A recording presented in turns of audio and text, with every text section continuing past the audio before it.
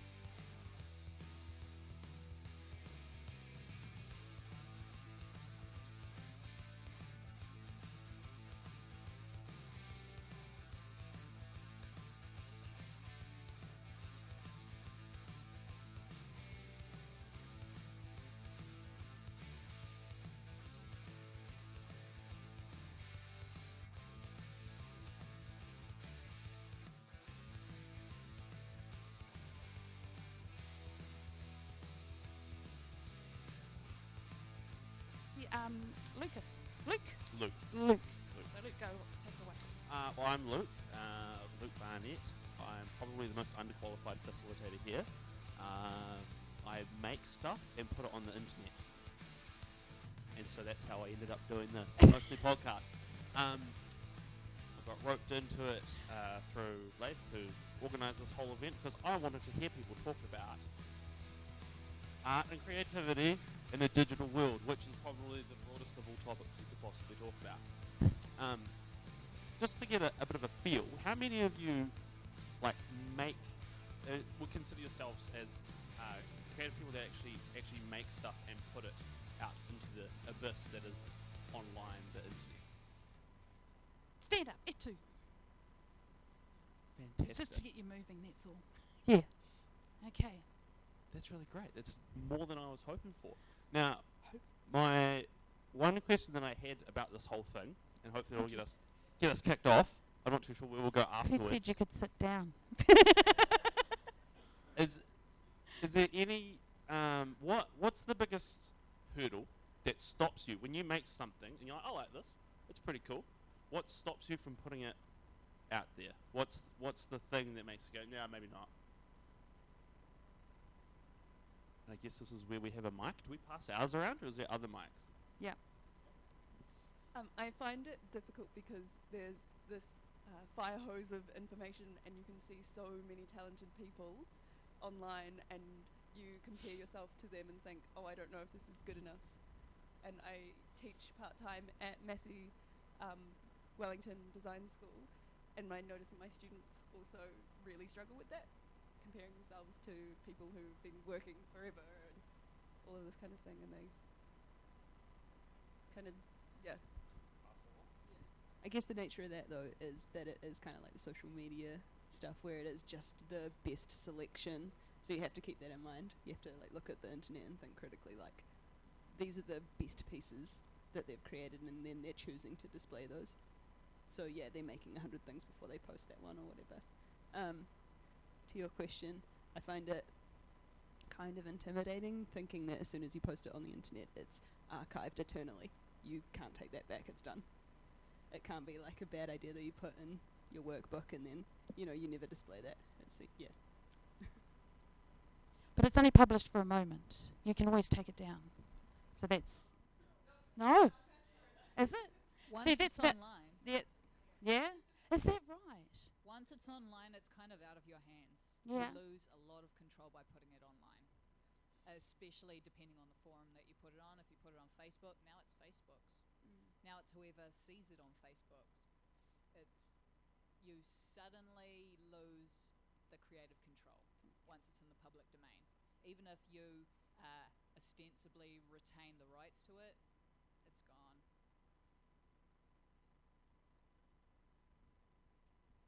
I feel a lot of the time artists tend to critique their work the harshest. So for me, a lot of the time it's looking at, I think it's sort of like the comparison thing. We can be really bad at that as well. So I think you look at it too critically, and then that may be the reason why you decide not to put it up. Yeah.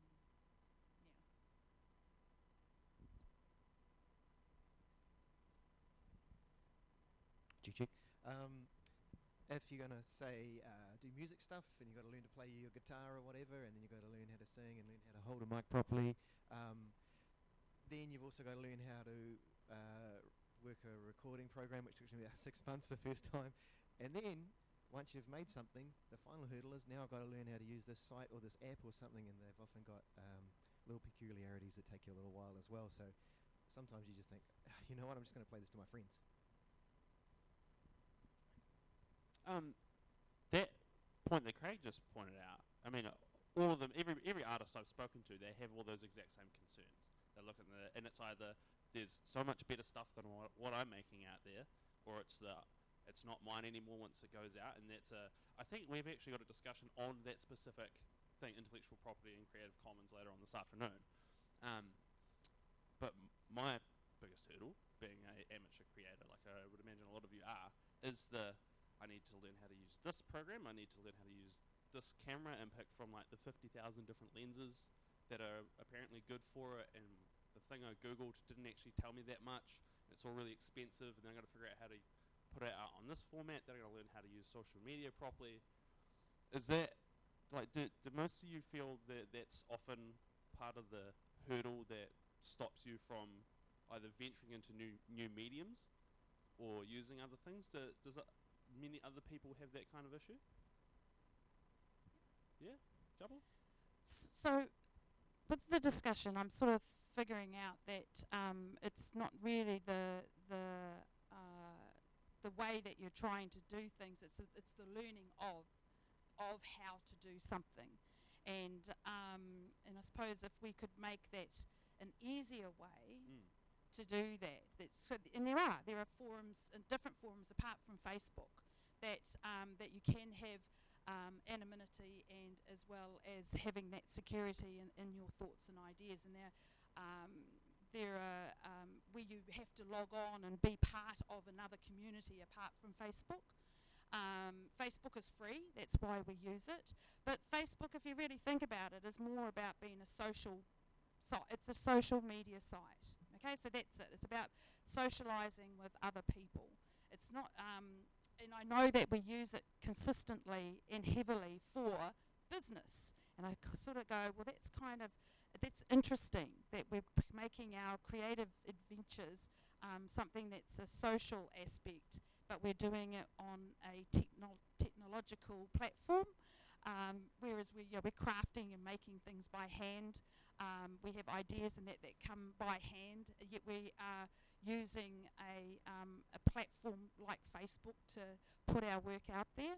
So I find that quite interesting in how we use that. But if we also look at the age groups or the generations that are using those platforms these days as well.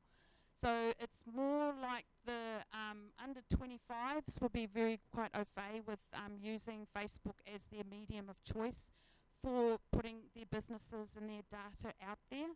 And it's because of that social interaction and doing that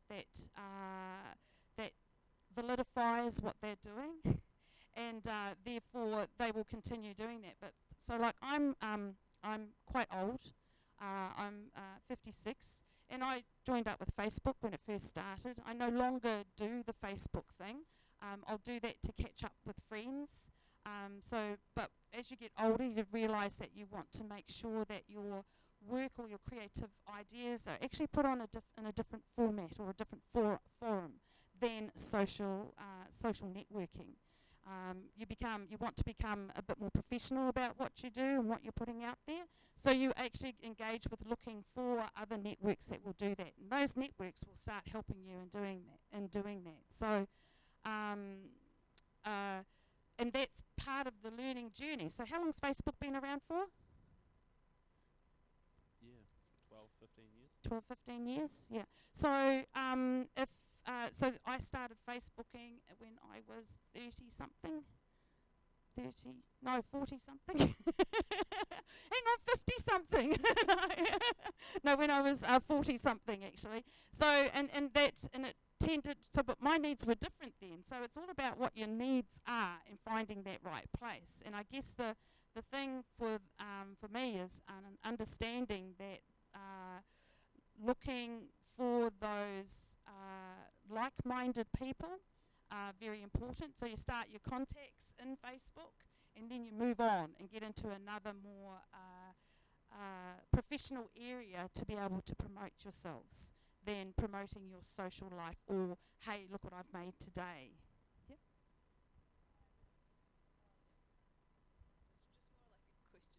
Just a question on your point. So do you find that Facebook inherently is unprofessional? Yes, I do. Yeah, mainly because it is a social network. You know, it's about socialising. It's about hanging out with your Also friends. on that point of that, I think it is also, you know, it was created for advertising, so it is very tight to business-minded people because the motive behind Facebook is business centralized, you know, so it makes sense that if you want to do business activities, you'd be using that platform. Yes, but with also if you were going into business, you should be looking at the security of that. So once again, once it's up there for good, and it's very. I feel that sometimes it's quite opinionated about your business as well. So if one person doesn't agree with what your product is or what you're selling or what you're doing, that person can be quite detrimental because of their likes of who they, who their friends are. So then it becomes more of a social aspect of your business, and it's not really in that realm where you actually create. You might be making some money, but you still have that. It's still different.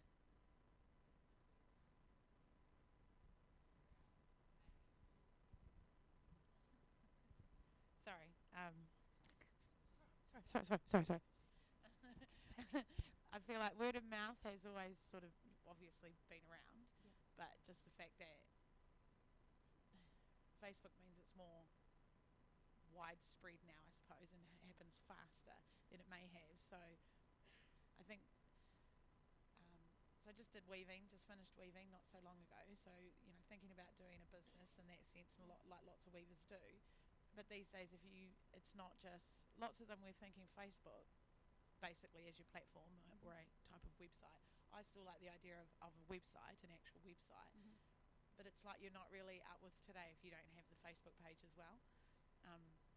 So I think I agree with what you're saying in that opinions start coming into it, which doesn't really necessarily happen on a website, but word of mouth has always been around, so it's just more agree. intense Yes, now. yeah, I agree, and that's how Facebook's become.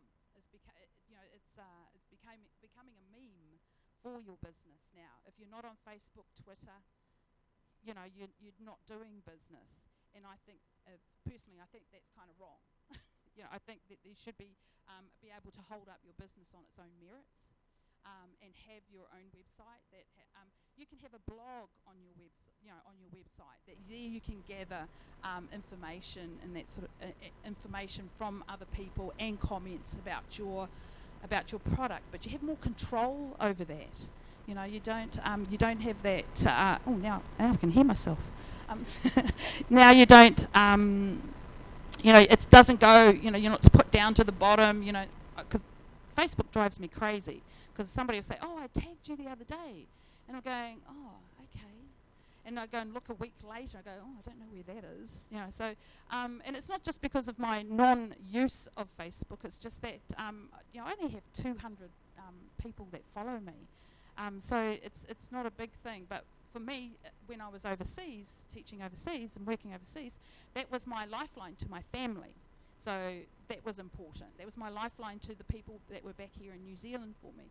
But when I got back here and I'm with my family again, it no longer is in that realm. So I've put up a page for my freelance business, and it just goes out amongst my friends though. I don't want to pay to get 100, send it out to other places, etc. I rely on my friends to do that, and they just because they're all about the same age as me now. So, and it's not.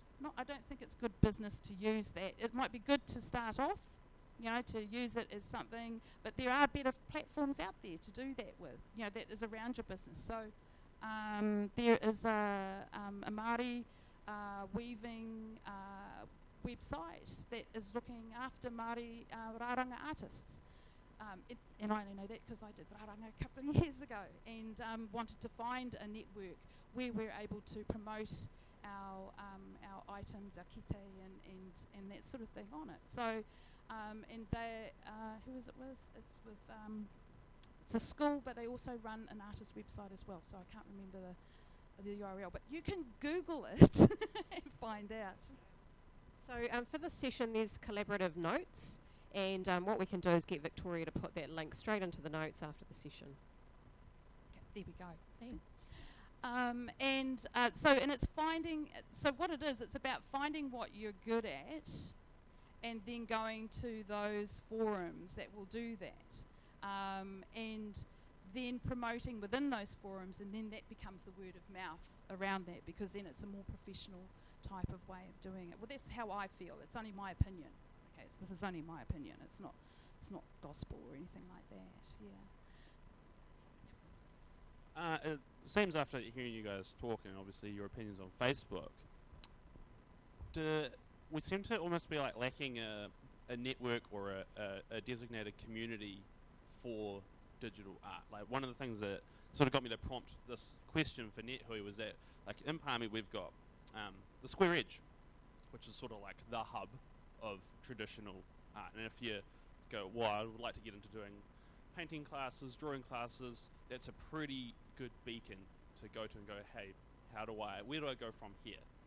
Now, in my journey as being an artist of such, or a creative person, it seems very, especially in the digital world, ironically, kind of isolated. And like we're talking about Facebook, you've got your, I guess your network of your 200 friends or however many people you have. Do you guys find that, or does anybody know of any top quality community built stuff for digital artists?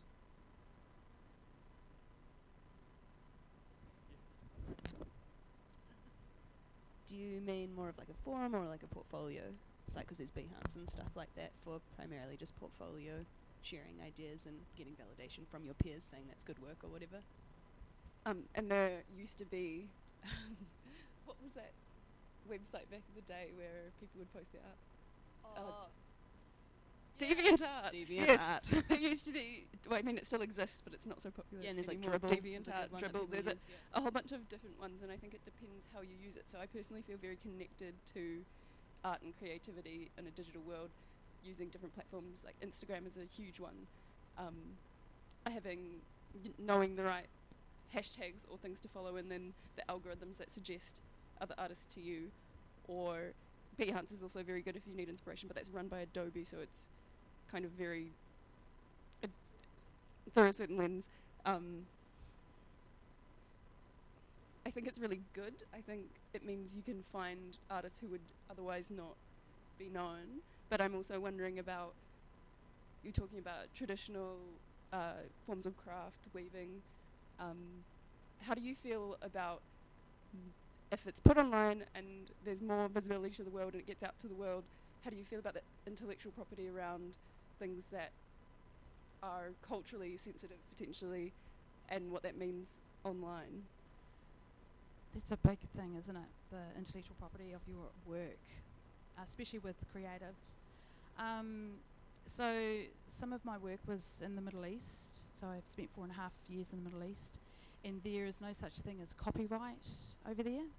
So you have to, I have to teach my students that they can't be stealing other people's stuff, to be able to call it their own as well.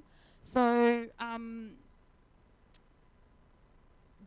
and that's why you need these other sites, these other communities to be able to put your work onto, to be able to at least have, because those sites will also look at the intellectual property, and there has to be some sort of connection.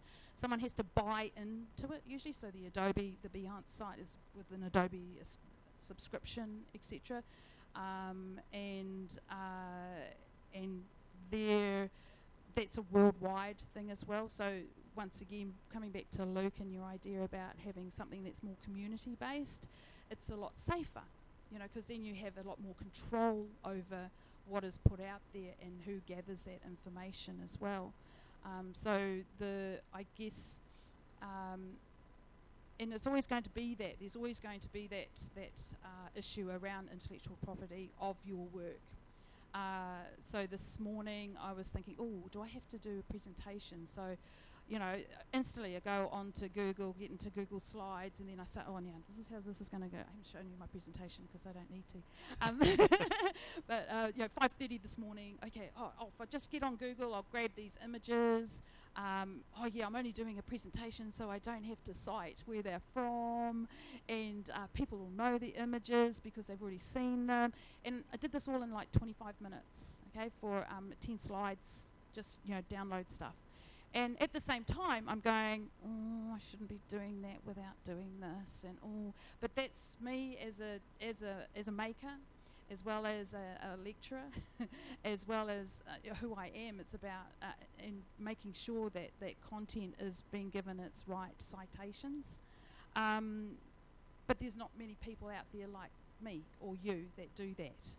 So I suppose it's we need to find ways of making something that is secure for us, so that we are able to maybe a group. Who are they? Copyright lawyers that will work for us, or to enable us to put our work up there to make it national and international. I'm just wondering where the line is between the growth of humanity and our creativity and sharing and all learning from each other versus being able to say, well, that's mine and you can't. There's obviously certain things have cultural sensitivity around them, and some things aren't appropriate to be used in different contexts, like cultural appropriation of different things. And in different places, people have different attitudes towards that on a really deep, big level. Wow. So I'm just thinking, let's throw it out to the crowd, because this is meant to be a discussion, not just Victoria and Luke standing up here and having a talk. What do people think about that question?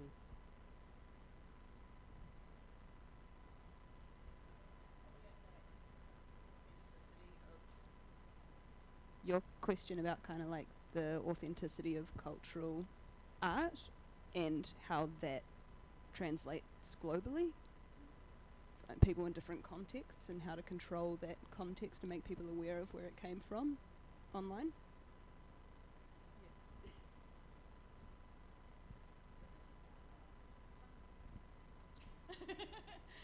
Everyone, because we've come up against, we're going, well, yeah, how do we deal with this? Yeah, that's kind of the look that I've got around here.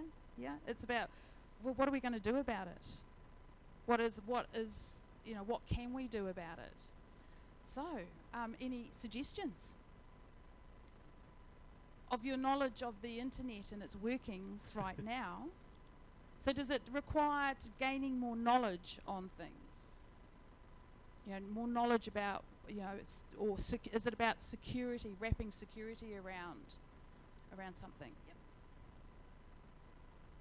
I think when you're talking about communities, it's also there are online communities where they prop each other up and they all are very supportive. So if you're putting your work out there and you are able to develop that kind of group of people that are very aware of your context and your work, then they can support you in reiterating what you're trying to do with it, and maybe informing other people if they're trying to kind of coerce it into a different space or whatever. Yeah, so if you've got that online community and there's open discussion of the work, then hopefully the intentions remain connected to the work.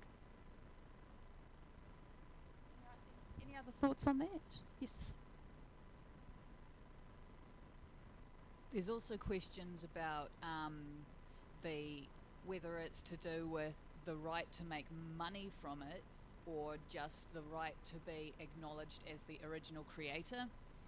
And that's where the issue with copyright law comes, like the Mickey Mouse law in the United States, where it wasn't so much the original creators as the owners of the copyrights wanted to keep making money in perpetuity from something they never did in the first place. Is that our concern now, though? Still, should we be talking about the United States, or should we be talking about what we do here? The trouble is that what the United States does affects all of us.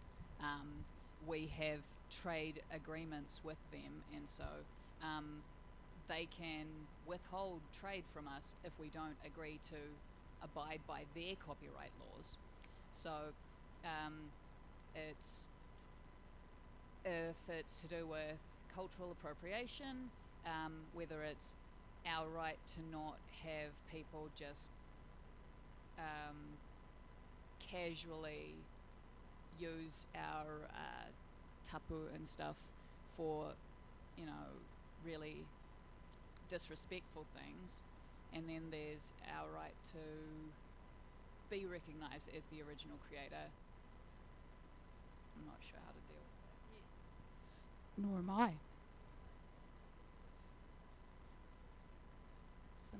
You want to say something? It's just a really hard one, from a multicultural perspective. It's a really hard one, that one, because, your own country doesn't necessarily embrace all of that knowledge anyway.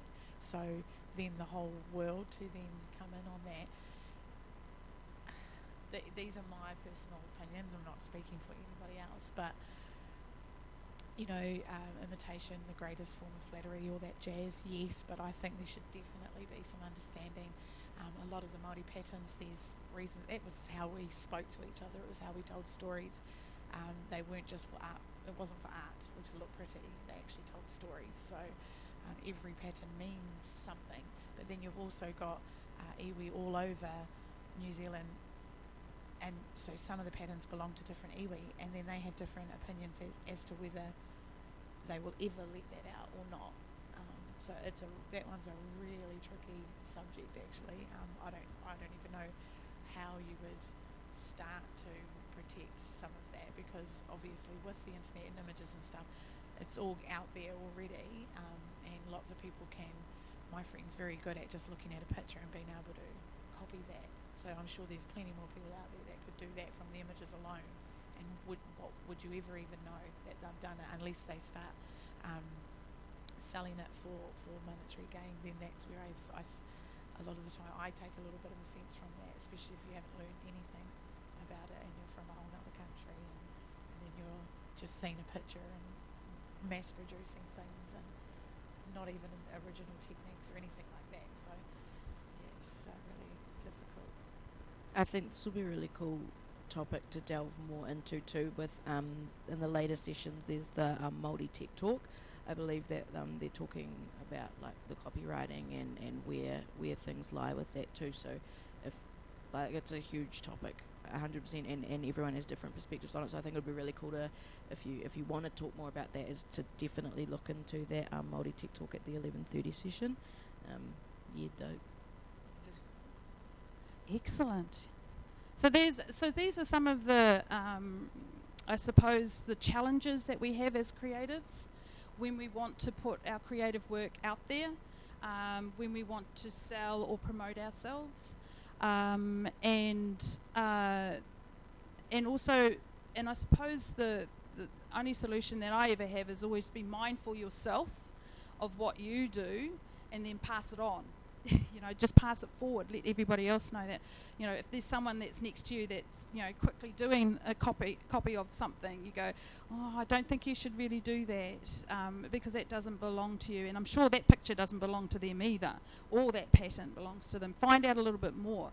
And so and as creatives, we do that. We do our research. We find out what's already been done.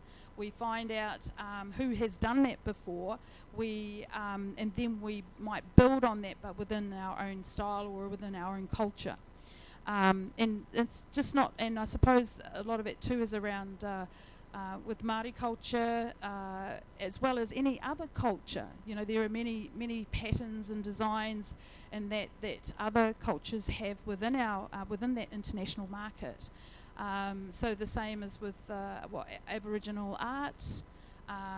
We have the American Indian art as well. So they have to be shown for people to learn about them and what they are. But but we also have to be mindful ourselves of how it's used, and that I think is something that we can do as individuals, but also how. So it starts with an idea. Those sorts of things start with an idea. Is how can you get to a place where you will create something that is for the individuals and will look after them. So do we build our own website where these types of people can come onto, and there's security within it that you can't transpose an image or somebody's image onto something else that's inappropriate, as well as not well researched? I don't know. Those are some of the questions you might have. Speaking of questions you might have, when you thought you'd come along to this particular talk, was there anything that you guys thought, like what were you specifically wanting to hear discussed? I had in my head something a little bit more positive. This is really, I know It's not really bad. this is a really interesting discussion, but I'm very much of the what's that creative potential out there that technology could add to, particularly physical objects, that blending of a made object in the real world, and how can you attach a piece of the digital world to it. And I keep seeing Mike Manson's picture of the milk powder in the in this big data thing and the QR code, which I hate, by the way, but it is a little portal into a world. And as you guys have been talking, I've been going, imagine there's, and I guess it's done, artworks that are tagged with some sort of little digital signature that you can evoke the source and the maker and part of the story with it. And has anyone done anything like that out there, or seen or heard stuff like that? It's perhaps not quite relevant to New Zealand artwork, but there is something overseas. It's an app that they've made where you can download it on your phone and you take it to all the major art galleries, and using AI technology you can sort of hold your phone up to a famous piece of artwork, and it tells you all the information about who made it, when, what it's for, what it's made of, all that sort of stuff. So I'm sure it's already been made. So that's a curated content by a museum, I would imagine so, rather than the artist itself. I'm thinking more artist-driven digital tagging. So Te Mano Gallery's got a wee digital thing where you can it's not the QR thing, but you have a stand and you can actually choose on that stand a little interactive where it will give you all the information about work. And yes, those QR things, I've had a taste of those overseas as well. Yes, so the schools, creative industry schools, Wanganui and Palmerston North that are in my portfolio, we have fashion design over in Wanganui, and we're looking at how we can create more technology through or using technology within that. And that's not just the CAD plotter or the sewing machine. We have a textiles artist that's teaching there as well, and we're looking at things like how can you weave optic fibres into your fabric, or how do you sew it onto a garment. There are things that are like for health, your clothing, you can get biometric readings. So you have the watch, but this is actually woven into the fabrics. There's that sort of technology's out in the UK at the moment. There is, we have the 3D printers and the laser cutters, and we're looking at VR and AR. But one of my questions that I ask the staff is, yes, I'll give you all this technology to use, but how are you going to use it within your course or within your medium of choice? Thanks, Victoria. Sorry, I've just I'm trying to listen to all of the sessions. I kind of can't make up my mind which one to go to. So sorry if this has already been raised. But I was really interested in with this group. I was really interested in hearing what the issues are that face artists and creative people in terms of the technology that they use. I'm really interested in hearing. So I apologize if I missed some of the conversation, but Would anyone like to talk a bit about the challenges that they're facing, or do you have any really big ideas, big challenges you're trying to solve, or solutions that you have to propose that we could do here in Palmy or in the Manawatu? You're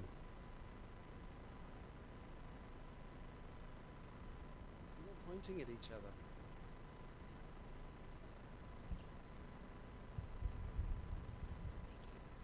Just to quickly address your question, I don't know if you know about metadata that you can add yourself to JPEGs and stuff.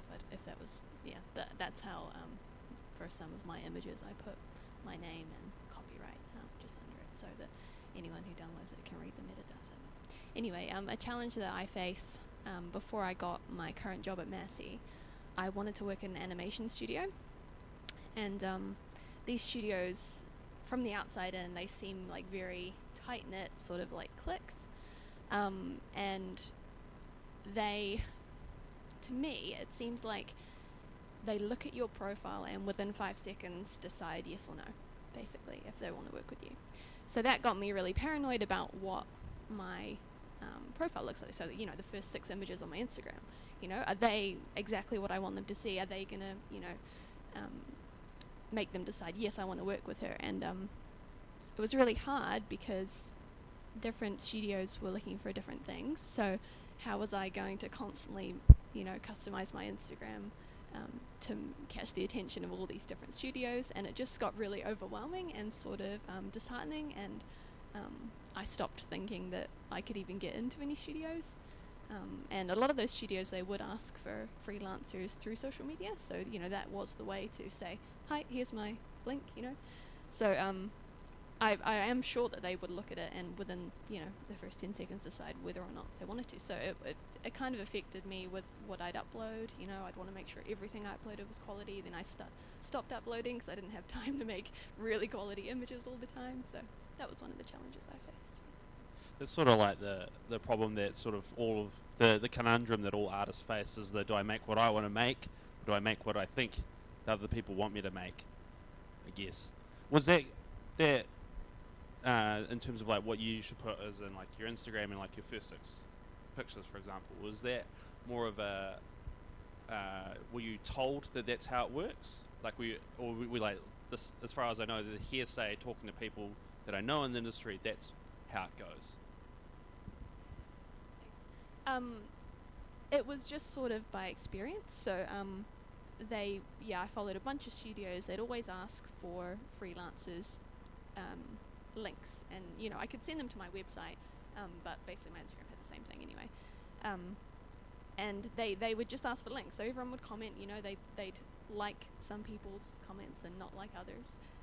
So I just could tell that that's sort of how they were making their first decision anyway. So I didn't actually get the chance to have an interview or bring my personality into it, because the first thing that they're gonna say yes or no on is my first 6 pictures or the first page of my portfolio. So that was a real challenge for me to just figure out what can I possibly do to ensure that I can at least speak to someone, like that I can get past that first step of them saying, oh yeah, that's good, I'll talk to her. So kind of following on a little from that is, and it's a question I guess for everyone, because it's a question for me all the time, is balancing that, getting stuff out there into the internet, into the world, and creating the stuff. So I'm a writer and I have a lot of indie published books and a lot of all sorts. But there's a test that we do as writers called the WIBO test, which is, would I be better off writing?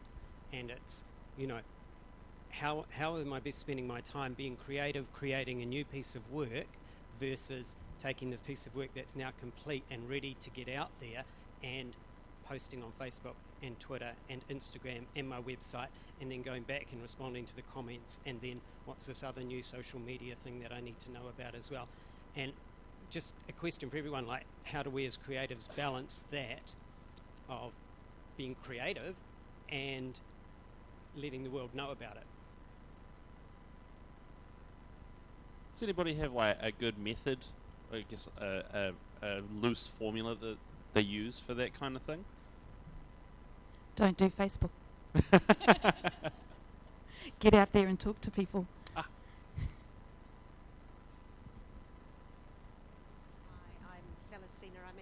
with Internet New Zealand. I remember sitting in front of taking a workshop, a communications workshop, to specifically talk about this. And my advice is always, if you're creative or not, you are a business, and so you need to run, or not need to, but my advice is always, you need to think of yourself as a business, self-employed entity, and so you should run your creative, even though you know, when you are a creative, what you do is close to your heart, you still need to run it like a business. So, you know, whatever you can grab, whatever skills you can grab, workshops you can grab, that's my key advice. Thank you. I had a thought. So if we look at our use of the internet and in what we've been discussing today is about it, I guess the thing is that we want to communicate who we are, and we're using the internet as a tool to do that. And we're trying to find out our best ways of how we can use that in a safe way so that nobody steals our ideas, etc. And so it's about communication, I suppose, and it's about learning. So there are different things that you so taking on from the last comment about, you know, considering yourself as a business all the time, you would make plans as to doing your professional development, finding out how to use things. You have certain times for doing that, learning things, and being able to, I guess, look at other examples of how other people are using their work. And I fully understand your comment about, it's like, you know, can I be spending more time writing than trying to upload all of this stuff and learning all of these things? And so, and that's a time when you get somebody in to do that stuff for you. How can we, so going back to Bettina's idea of how we can use that technology, or how we can use that within the things that we actually create, those could also help us in understanding the technology that's out there and available to do that with. So making stuff for good. So part of my presentation was, you know, how did the internet start? Do you all know how the internet started? So, you know, there's this really cool little movie on YouTube that's the invention of the internet, and then just going through the ages of our communication. The way that we do communicate starts from, you know, caveman drawings into the to the hieroglyphics, and using the Rosetta Stone as part of our translation, as a tool to translate those hieroglyphics and pictograms in cuneiform, and then moving into and how that, you know, started the world of communication. Then we move from the Rosetta Stone to, I suppose, the next big significant thing for myself as a designer was the Gutenberg press. You know, so scriptoriums to the Gutenberg, which is the, you know, that's how all of information was starting to spread amongst everybody. So the internet is kind of like the Gutenberg press of today. It's our technology that is making us move forward and making society trying to catch up, but it's doing it in such a fast way as well, as you can see from the presentation this morning, as to where our technology is taking us. And I suppose we've got to grab it and see how we can use it to our best advantage. And going back to Leith's idea is, well, not the idea, the question that he was asking is that, well, how can we harness this? How can we work with this? What can we start doing here in this small community to help ourselves as creatives to either use technology in our work, or to use technology as our branding or as our advertising to sell our work as a business? So, so so some of the and to be able to keep the IP of that and to be able to develop that into something that's really quite significant and secure for yourselves to do that. So I suppose that's, how do you guys, we know the challenges that you have, but what are the ideas on how we get through those challenges? What should we start with? Has anybody ideas about that? So do you think it's about, yes?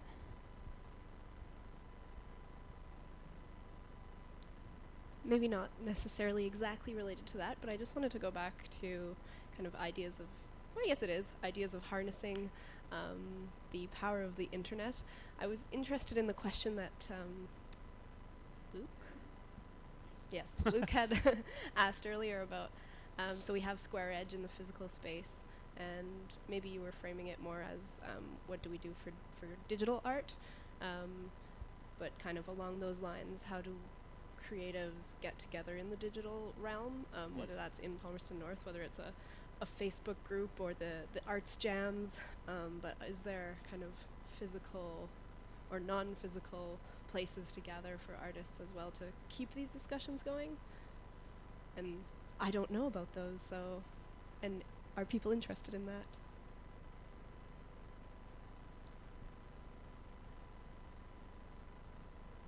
I think people are interested in it. I just wanted to put in a quick question on technology, the cost of technology. So those of you who are using technology to make art, how are you affording, graphics workstations, projectors, scanners, cameras, video cameras, the software?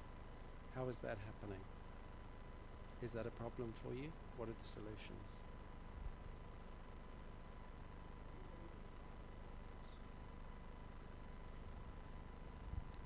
Having a day job.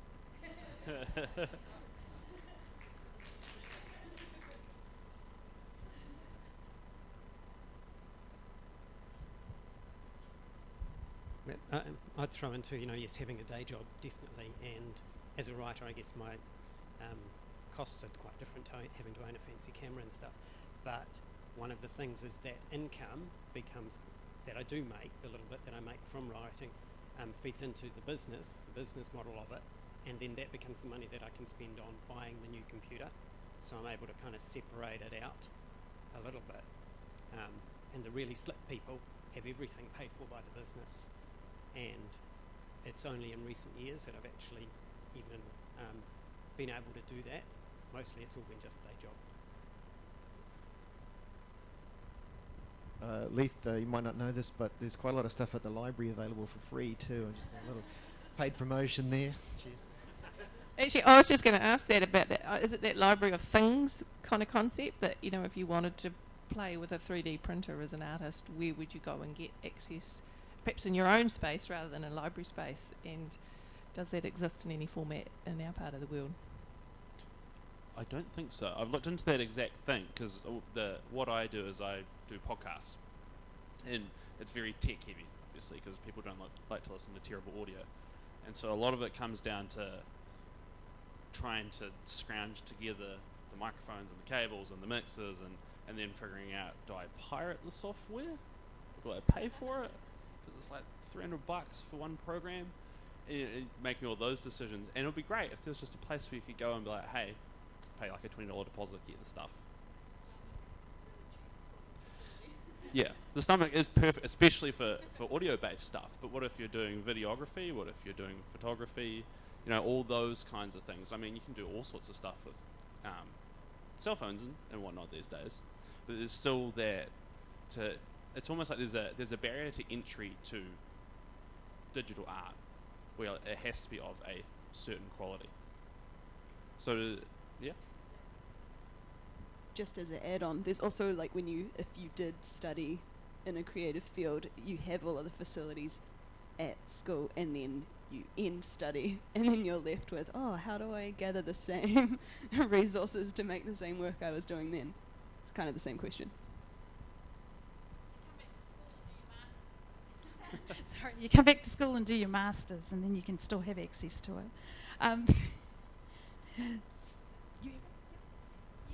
I've just been wondering, I wanted to be a portrait painter all my life, but couldn't earn a living doing that, and so trained as a graphic designer and so on, so I really relate to that, having the day job. Would it be possible to create a network in Palmerston North where all these creative people together could meet, and perhaps we could discuss, more of these struggles that we have?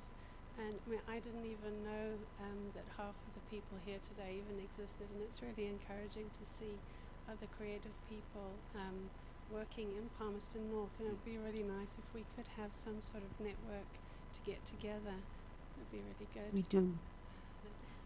So through Square Edge, we have monthly arts jams, and a lot of the stuff that I heard today or right now in this session actually makes me aware of how much more opportunities for networking and networking with places like the Stomach and other different medium-based arts expressions is needed. And so obviously we need to have an internet-based way to do that. So I don't know how your connections are into the general arts community here, but these things obviously exist, but they exist in pockets. Yeah, and that's so the thing. I think if we could bring it together in a better network. Well, if you want to grab the details for like your monthly get together and whack them in the collaborative document for this, and then anybody who's here who's sort of thinking about maybe we can start doing a internet or online based thing, that might be our start, and we can sort of start to do that. So if you could do that, it would be fantastic. After the we're finished up, we have mere minutes left. 5 minutes. 5 left, minutes. Yeah. So, in saying that, I just looking overall and listening, it would be of value to create a database of Palmerston North creatives. Yeah, that's right. So, and then there'd be some format in which that news goes out to people. And within that collaborative environment, there can be things created around the access to different technologies. Some of those ideas could come up with that, so yes. Hi, yeah, you may already know, of course, there's the Palmy Arts Facebook page for those who don't mind Facebook. And although it seems to be a sort of a venue for a lot of advertising, it's also a great place to start a discussion too. Sorry, I just, this is where digital world and real life, IRL, come into connection, because I think there's a disconnect with people reaching out to other creatives on online forums. And I just want, throughout this discussion, I feel incredibly privileged as a fiber artist to be able to have my safe, woolly kind of networks that are strangely international rather than local, but I feel an incredible need to have this connection locally, and I think locally, so I am the chair of Square Edge Community Arts, and we are trying really hard to bring our website up to be a clearinghouse for artists to have their links to their own sites or Facebook pages or Instagrams or whatever, or Twitters, so that people who want to find a portrait artist, for instance, don't have to search for portrait artist Palmerston North, but can have some sort of clearinghouse, a directory, basically a directory. But in order to make that happen, we actually have to have real life connections to people who tell us what they want. And so arts jams, or becoming a member of community arts, to actually talk to people who want to know what's going on, is really important. And I see that there could be the building of an online forum for this to happen. So, cool. Just a thought. Well, that sounds like where we start. which is great. And I think, well, that's probably a good place to wrap it up. Thank you, everybody, for coming along and sharing your thoughts, discussing. It's great. We actually look like we've got something out of it, which is brilliant. We did. So we're going to do something about it, aren't we? Can't just sit around doing nothing. Yeah. Hey, we'll take down the ideas. Be involved with the talk that we have later on today. What time is that, Lee? That's it. So wonderful ideas. They all have to make it onto the big ideas board upstairs next to coffee. So when you go up there, try and get it into some kind of shape, because that'll get put to the panel of experts at the end of the day. So just to clarify, we're looking at our access to technology for our creative work. We're looking at how we network within Palmerston North that will broaden our reach as well internationally, not just nationally, internationally. And how, and I suppose about that is about how our profile looks, creating a profile, putting our names out there, developing a database or a place where we can find people and people can find us.